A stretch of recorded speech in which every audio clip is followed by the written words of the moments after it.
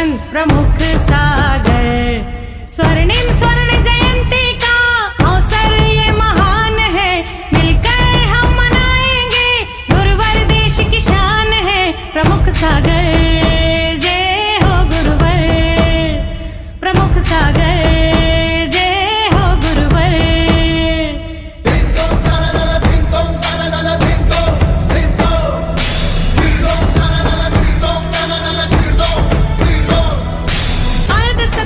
साता कर्म के आश्रम कैसे हो?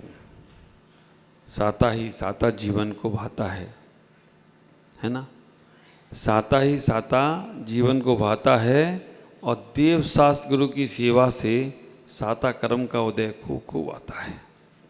आप विचार करके रखना, साता का आश्रम मतलब सुख का आश्रम है।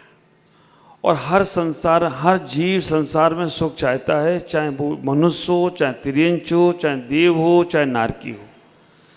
कोई भी संसार में दुखी होना ही नहीं चाहता है, सभी सुख चाहते हैं। लेकिन सुख चाहने के लिए पहले हमें चाह के साथ राह भी तो वो पकड़ना पड़ेगी। चाह बहुत अच्छी है, लेकिन राह अगर गलत पकड़े हैं तो फिर चाह कैसे अच्छी होगी। एक बात का आप हमेशा ख्याल रखना कि हमें जो कुछ भी मिल रहा है ये हमारे सब अतीत के कर्मों का ही फल है। अगर हमें सुख ही सुख मिल रहा है तो समझ के रखना हमने बहुत साता का आश्रय कर रखा है, इसलिए हमें हर जगह सुख मिलता है। चाहे घर में रहें, चाहे परिवार में रहें, चाहे धर्म में रहें, चाहे गुरु के पास रहें, चाहे देश विदेश कहीं भी रहो, हर जगह मान सम्मान मिलता है, हर जगह सुख मिलता है और हर जगह तुम्हारे लिए सारी व्यवस्थाएं तैयार हैं। तो ये आपने पहले कभी कुछ किया होगा। दूसरे नंबर पर अगर आपको दुख मिल रहे हैं, आपको कष्ट मिल रहे हैं, आपको पीड़ाएं मिल रही हैं, आपको संकट हो रहे हैं, आपका शरीर बीमार है, तो समझ के रखना इसमें और कोई का भी हस्तक्षेप नहीं है, केवल और केवल आपका ही है कि आपने पहले ऐसा कभी किया होगा, इसलिए हो रहा है। इतना बड़ा मापदंड हमारे आचार्यों ने आपको दे दिया, फिर भी हम सावचेत ना हो तो फिर क्या होगा? विचार करके रखना, आचार्यों ने इतना बड़ा मापदंड दे दिया कि स्वयं कृतम कर्म दात्मनापरा, स्वयं के किए हुए कर्मों का ही फल तुम्हें प्राप्त होता है। और हम सब समझते हैं संसार में कि संसार में कहीं किसी को तन का दुख है, कहीं किसी को मन का दुख है, कहीं किसी को धन का दुख है, कहीं किसी को वाणी का दुख है, कहीं किसी को किसी प्रकार का दुख है। और ये दुखों का बीजारोपण हम सब ने ही किया है, ख्याल करो। अब इसको साता में कैसे बदलना है, इसको साता के लिए कैसे तैयार करना है, तो आप विचार करके रखना। जो सुखी इंसान है उनकी प्रशंसा करो, जो अच्छे लोग हैं उनकी प्रशंसा करो। आप सुखी लोगों की प्रशंसा करोगे, अच्छे लोगों की प्रशंसा करोगे, अच्छे लोगों से संपर्क बनाओगे, सकारात्मक सोच वाले व्यक्ति के पास जाओगे, तो आपका साता का ही आश्रय होने वाला है। और अगर आपने उनसे ईर्ष्या भाव किया, उनसे वैमनस्यता की भावना रखी, उनको नीचा दिखाने का भाव किया, और तुम सोचो कि उनको नीचा दिखाएं, उनको आलोचनाएं करें, उनके बारे में गलत बोलें और तुम सुखी हो जाओ, ऐसा पॉसिबल ही नहीं, ऐसा होता ही नहीं है। कमरे में आवाज़ दो, बंद कमरे में तुम अच्छे हो तो कमरे में से एक ही आवाज़ गूंजेगी, तुम अच्छे हो। तुम बंद कमरे में आवाज़ दो, तुम अच्छे हो, उस कमरे में रिप्लाई आवाज़ ये नहीं आएगी कि तुम खराब हो। ख्याल करो। तो हमारे पास इतनी अच्छी सोच, इतना अच्छा विचार, इतना अच्छा विवेक हमें दिया है, तो हम उसका सदुपयोग करें। अगर आपके पास साता का उदय है, आपको अच्छा लग रहा है, आपका जीवन बहुत अच्छा है, तो भगवान से इतना ही प्रयास करो, परम साता से हम परम साता में चले जाएं। और आश्चर्य होगा, कर्म की प्रकृतियां ध्रुवबंदी अध्रुवबंदी, आप विचार करो, ध्रुवबंदी प्रकृतियां जो हमेशा बंधती ही रहती हैं, और ध्रुवबंदी प्रकृतियों में जब हम पढ़ते हैं तो वहाँ पे आता है कि केवल एक ही कर्म ऐसा है ध्रुवबंदी जो हमेशा बनता है, वेदनी कर्म। और बेदनी कर्म का बंद, साता बेदनी का बंद 13वें गुण स्थान तक हो रहा है। आप ख्याल करो, उदय भी है और बंद भी हो रहा है, आस्तव भी चल रहा है वहाँ पर, क्योंकि 85 प्रकृतियाँ तो सत्ता में बैठी हैं और वहाँ पर भी पूरे कर्म प्रकृतियाँ जो भी हैं वहाँ हैं, उदय में भी हैं साता का। और एक कर्म का उदय होगा तो दूसरे कर्म, वेदनी कर्म ही है कि इसमें एक ही का उदय रहेगा। साता का उदय होगा तो असाता का उदय नहीं होगा, और असाता का उदय होगा तो साता का उदय नहीं होगा। तो हमें इतना विचार करके रखना है कि हमारे जीवन में साता कर्म का उदय कैसे आए। आचार्य ने बोल दिया, भूत व्रत अनुकंपा दान सराग संयमादि क्षयति। आप विचार करना, योगा शांति शौचमिति सद्वेदस्य। तो साता के आश्रम के लिए हमें अपने जीवन को बहुत व्यवस्थित करना है। हमें अपने जीवन में समझ के रखना है कि हर जीव के प्रति दया का भाव रखो। कभी भी स्वप्न में भी एक इंद्रिय जीव के लिए भी मन में हिंसा का भाव नहीं आए। हमें मालूम है कि एक इंद्रिय के बिना हमारा जीवन नहीं चल सकता। एक इंद्रिय जीवों की हिंसा होकर ही हमारा जीवन चलेगा। क्यों? क्योंकि आप जो भोजन करते हैं वो एक इंद्रिय जीव का ही शरीर है। जो आप भोजन करते हैं, चाहे अनाज करते हो, चाहे भोजन में फल फूल खाते हो, चाहे सब्जी खाते हो, सब जीव हैं। जीव राशि में समास में आप देखेंगे ये सब जीव राशि हैं और इनका हम त्याग नहीं कर सकते। पानी भी एक इंद्रिय जीव है, वो जीव का हम हमेशा त्याग नहीं कर सकते। आप विचार करके रखना, श्वास भी हम जो ले रहे हैं ना, उसमें भी वायु का एक जीव है और वायु का एक जीव के आने जाने से श्वास भी हम ले रहे हैं। तो अब जीव हिंसा से बचने के लिए श्वास लेना बंद करो, पानी पीना बंद करो, फल फूल खाना बंद करो, कुछ भी नहीं कर सकते फिर आप। तो इसलिए हमारे आचार्य ने 2 प्रकार के अनुष्ठान बताए।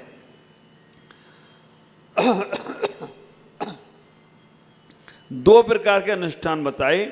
एक अनुष्ठान बताया शक्य अनुष्ठान और एक अनुष्ठान बताया अशक्य अनुष्ठान। शक्य अनुष्ठान जो कर सकते हो और अशक्य अनुष्ठान जो नहीं कर सकते हो। शक्य अनुष्ठान है जैसे आप 13 जीवों की हिंसा से बच सकते हो, आप फालतू की एक इंद्रिय की जीवों के अनर्थ दंड से बच सकते हो, आप ऐसी दुष्प्रवृत्ति से बच सकते हो कि किसी से गलत नहीं सोचना है तो बच सकते हो, किसी को गलत नहीं बोलना है बच सकते हो। ये हो गया शक्य अनुष्ठान। हम कोई पाप की क्रिया है स्थूल रूप से है, हम उससे बच सकते हैं। ये हो गया शक्य अनुष्ठान जो हम कर सकते हैं। और दूसरे नंबर पर है अशक्य अनुष्ठान जो हम कर नहीं सकते। श्वास लेना हम नहीं रोक सकते, ये अशक्य है, ये तो लेना ही पड़ेगा। वायु का एक जीव को घात हो तो भी लेना पड़ेगा और नहीं करना चाहे तो भी लेना पड़ेगा। शक्य अनुष्ठान नहीं है, अशक्य है। हम बिना पानी के नहीं रह सकते, अशक्य अनुष्ठान है। बिना वनस्पति के हमारा जीवन नहीं चलेगा, अशक्य अनुष्ठान है। क्योंकि इनका तो जो भले ही जीव घात है, लेकिन इसके बिना जीव हमारा शरीर नहीं चलेगा। लेकिन फिर भी आचार्यों ने कह दिया अनर्थदंड मत करो। बिना प्रयोजन के एक इंद्रिय जीव की भी हिंसा नहीं करना, और त्यागी वृत्तियों के लिए तो मना कर दिया कि त्रस की भी हिंसा नहीं करना। श्रावक को तो कह दिया गया जो पंचम गुणस्थान वर्ती है, चौथे गुणस्थान वर्ती तक को तो स्थावर और तिरस की दोनों की भी हिंसा कर लेता है। लेकिन पंचम गुणस्थान वर्ती जो जीव है उसको बस केवल वो स्थावर का तो त्यागी, तिरस जीवों का थोड़ा सा घात उसका होता है। लेकिन मुनिराज के लिए तो तिरस और स्थावर सभी जीवों का घात बंद हो गया। अब वो किसी जीव का घात नहीं करेंगे। तो जीव के अंदर जो है सबसे पहले दया भाव लेकर आओ। हमारे पास जो भी जीव जंतु आते हैं हम उनसे बचने का प्रयास करें, उनके प्रति हमारे मन में कोई गलत भाव नहीं है, हमारे मन में हिंसा का भाव नहीं आए। अभी दीपक जलाओगे आप, मुझे मालूम है दीपावलियों पर इतने दीपक जलाना है आपको कि आपको परवाह ही नहीं होगी कि उसमें कितने दीप में आकर जीव मरे या जिएं। कहोगे महाराज जी हम तो लाइट वाले जलाएंगे, तुमने एक पूजा का अंग ही खत्म कर दो कि लाइट वाला जाए। और लाइट वाले जलाने के बाद आप सोचो कि वहाँ जीव जंतु नहीं होंगे? होंगे, क्योंकि जैसे ही लाइट जलेगी वहाँ पर छोटे छोटे जीव उत्पन्न होंगे और वो छिपकलियाँ उन जीवों को खा जाएंगी। अब विवेक क्या करना है? करना भी पड़ेगा। अगर हम दीप उत्सव नहीं करेंगे, अगर हम भगवान के केवल ज्ञान का दीप उत्सव नहीं करेंगे तो हमसे एक पूजा का अंग भी कम होगा, हमारे धर्म का भी ह्रास हो सकता है। इसलिए हमें करना है, लेकिन विवेक लगाएं, कांच से पैक कर दें, उसके अंदर कोई जीव ना जा पाए, ऐसा 2 4 5 जगह दीपक लगाएं, कपूर जला के आरती कर लें। आप विचार करके रखना, वो भी आपको सावधानी आपको रखना पड़ेगी। तो हमारे अंदर सबसे पहले संसार के समस्त जीवों के प्रति दया का भाव आए, संसार के समस्त जीवों के प्रति अनुकंपा का भाव आए। ये आपके शुभ आश्रम में कारण है। स्वप्न में भी मत सोचो कि हमारे द्वारा कोई जीव का घात हो। आचार्य इस बात को ऐसे कहते हैं कि अगर तुम्हारे मन में ये विचार है कि हम सब जीवों की रक्षा करें, हमसे कोई भी जीव का घात ना हो, और उस समय अगर कोई जीव मर भी जाए, तुम्हें अशुभ का आश्रम नहीं होगा, शुभ का आश्रम होगा। ऐसे भाव रखें शुभ के आश्रम के लिए। और आचार्यों ने कह दिया दूसरे नंबर पर कि हम वृत्ति लोगों के लिए अनुकंपा का भाव रखें। आप विचार करके रखना, हमसे धर्म नहीं हो पा रहा है, हम त्याग नहीं कर पा रहे हैं, हम संयम नहीं ले पा रहे हैं, हम व्रतों का पालन नहीं कर पा रहे हैं, तो हमें इतना कम से कम अपने अंदर भाव लाना है शुभ आश्रम के लिए कि जिनने व्रत लिए हैं, जो उपवास कर रहे हैं, जो त्यागी वृत्ति हैं, जिन्होंने संयम ले रखा है, हे भगवान उनकी साधना और बढ़े, उनकी साधना निर्विघ्न हो जाए, उनकी साधना में हम कितना सहयोगी बन सकते हैं। आप विचार करना, साधुओं की साधना में सहयोगी तो बनते हो, लेकिन अगर आपके घर में कोई त्यागी वृत्ति है, आपने उससे पूछा तुम्हारी सही व्यवस्था है कि नहीं? अगर तुम्हारे घर में तुम्हारे बड़े बुजुर्गों ने शुद्ध भोजन का नियम लिया है, तो हम अपना भोजन बनाने के पहले उनका भोजन बना दें, हम अपनी व्यवस्था करने के पहले उनकी व्यवस्था कर दें, और उनकी व्यवस्था के बाद जो भोजन तुम बनाओगे भी, जो भोजन तुम करोगे भी, वो साधु के वृत्ति त्यागी के आहार का प्रसाद हो जाए तो कोई आश्चर्य की बात नहीं होगी। दूसरे नंबर पर वृत्तियों के प्रति जितना तुम्हारा आदर भाव होगा, त्यागियों के प्रति जितना तुम्हारे अंदर आदर का सत्कार का भाव होगा, उतना तुम्हारा शुभ का आश्रम होगा।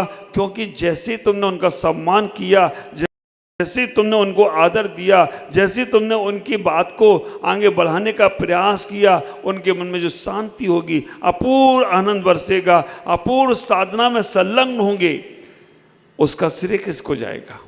तुमको ही जाने वाला है। और अगर आपके माध्यम से कोई को भी त्यागी वृत्ति को, साधु को या किसी को संक्रियत परिणाम हो गए, आप विचार करना, उस वक्त साधु संभालेगा अपने आप को, साधु संभालने का प्रयास करेगा, लेकिन कर्म सिद्धांत कहता है कि जिसके माध्यम से संक्लेशित परिणाम हो गए, उसको अशुभ का तीव्र आश्रय होगा। अभी नहीं मालूम पड़ेगा, जब उदय में आएगा।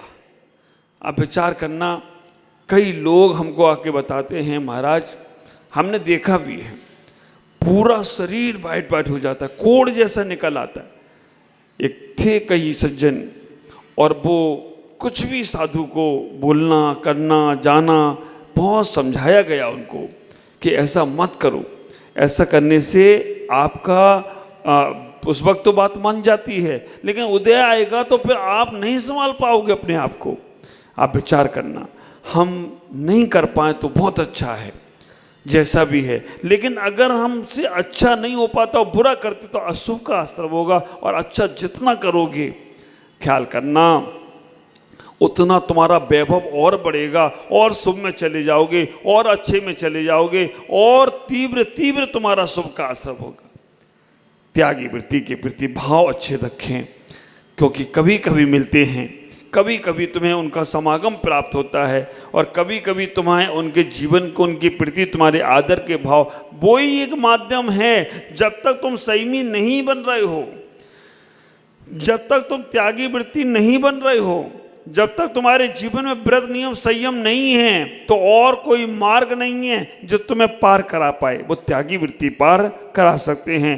तीसरे नंबर पर कह दिया गया कि आप दान, आहार, औषध, अभय, और अभी सुबह स्वाध्याय हो रहा था, अभी बहुत सुंदर नीति बाग चल रहा है सोमदेव आचार्य महाराज का। उन्होंने कहा धर्मात्मा कौन है?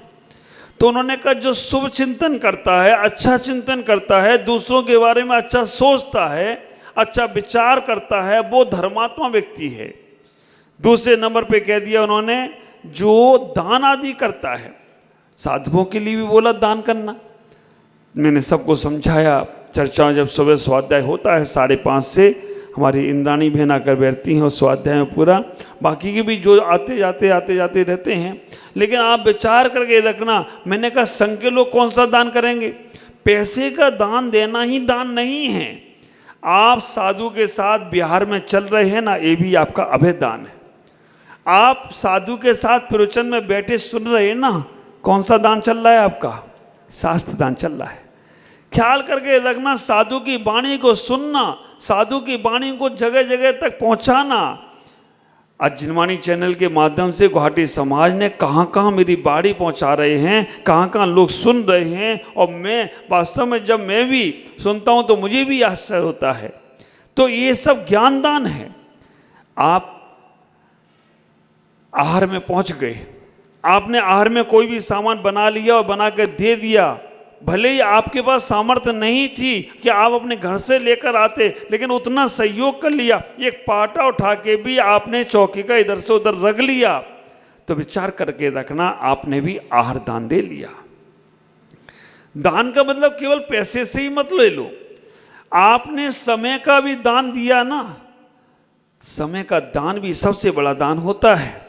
आदमी पैसा दे सकता है, आदमी समय नहीं देता है। और मैं कहता हूँ समय का दान देने वाला अगर अपने आप में सब कुछ पा जाए तो कोई आश्चर्य की बात नहीं है। आप विचार करो, ओम जी भाई यहाँ पर पूरा समय दे रहे, सौदा बहन पूरा समय दे रही यहाँ पर, और सबसे बड़ी बात और भी लोग देते हैं समय, ऐसा नहीं है, लेकिन वो समय सीमित होकर देते। विनोद जी हमारे सामने रहने का यही फ़ायदा उनको कि आवाज़ लगाओ तो वहाँ पहुँच ही जाती है, यहाँ बैंड बजे तो उन्हें सुनाई दे जाता है कि कुछ तो होने वाला है। और आप लोग भी जो आधा घंटा आ रहे हो, 1 घंटे आ रहे हो, ये भी आपका सबसे बड़ा शास्त्र दान चल रहा है। साधु के साथ उठना, साधु आए आप उठ गए, कुछ नहीं लगा आपका, लेकिन कितना बड़ा आपका साता का आश्रय हो गया। साधु उठ के गए, पूजा तो चलती रहेगी, आप खड़े हो गए, केवल इतना मान सम्मान आपने रख लिया। साधु को कोई फर्क नहीं पड़ता तुम उठो या नहीं उठो, तुम्हारे उठने से हमें मोक्ष नहीं मिलेगा और तुम्हारे बैठे रहने से हमें नरक नहीं मिलेगा, लेकिन इतना है तुम्हारे साता का आश्रय हो जाता है, शुरू हो जाता है। विचार करना। तीसरे नंबर पर दान के बाद कहा इंद्रिय और मन को काबू में रखना, इच्छाओं को काबू में रखना, वो भी तुम्हारे साता के आश्रम में कारण होगा। इंद्रियां तो हमेशा यही कहेंगी, अब सर्दी शुरू हो गई लाओ हीटर, सर्दी शुरू हो गई लाओ कंबल, सर्दी शुरू हो गई लाओ स्वेटर, कहेगा, करना भी पड़ेगा क्योंकि संसारी हो। हम साधुओं को कितनी भी सर्दी पड़ जाए ऐसे ही रहने का प्रयास करना है, कितना भी हो जाए। हाँ इतना ही। अब आपको विवेक लगाना है, आपको ये विवेक लगाना है कि अब पानी से महाराज का पाद प्रक्षालन करना है तो ठंडा फ्रिज वाला लाना है या थोड़ा सा गर्म करके लाना है। आप विचार करना, ऐसा ठंडा पानी कि महाराज की साधना की पूरी परीक्षा तुम ही कर लो कि महाराज देख लो आपका पाद प्रक्षालन हो रहा है, लेकिन हो कैसा रहा उस वक्त। अगर आपने ठंडा पानी से, अभिषेक की क्रिया है, पाद प्रक्षालन की क्रिया है, और आपने अगर ठंडे पानी से किया और वहाँ पर थोड़ा सा भी शरीर को ठंडी बैठ गई, महाराज तो सहन कर लेंगे, लेकिन शरीर थोड़ी सहन करेगा। शरीर कहेगा बेटा ठीक है अब तुमको सर्दी जुकाम लगाएंगे, और ज़्यादा और ठंडा हो गया, 2-3 चले गए, ठंडी में देखना आप ठंडी में हार्ट अटैक की बीमारियां ज़्यादा आती। क्यों? आदमी की पानी पीने की आदत रहती है ठंडा। लेकिन आप विचार करना, गर्म पानी पीने का प्रयास करो। और एक साधु ठंडी में साड़ी नहीं सूखी माता जी की, और ठंडी भी बहुत। श्रावक ने कह दिया अब क्या करें, नहीं सूखी साड़ी तो नहीं सूखी, उन्हें गीली पहन ली और गहन के चली गई आहार के लिए। आके उनको निमोनिया हो गया और 3 घंटे में समाधि भी हो गई। श्रावक का अविवेक हो जाता है, असाता का आश्रव शुरू हो जाता है। आपका खुद का विवेक लगाओ। और कह दिया गया कि जब हम ऐसे साता में जाते हैं, जिनवाणी की सेवा करो, साता का उदय होगा, सही स्थान पे रख दो, साता का उदय होगा और साता का आश्रव होता चला जाए तो तुम्हारा जीवन धन्य होगा, सार्थक होगा। अच्छे काम करो, साता का आश्रव होगा, बुरे काम करोगे, असाता का आश्रव होगा। यही बात आचार्य यहाँ पर कहने का प्रयास कर रहे हैं। आज इतना ही, शेष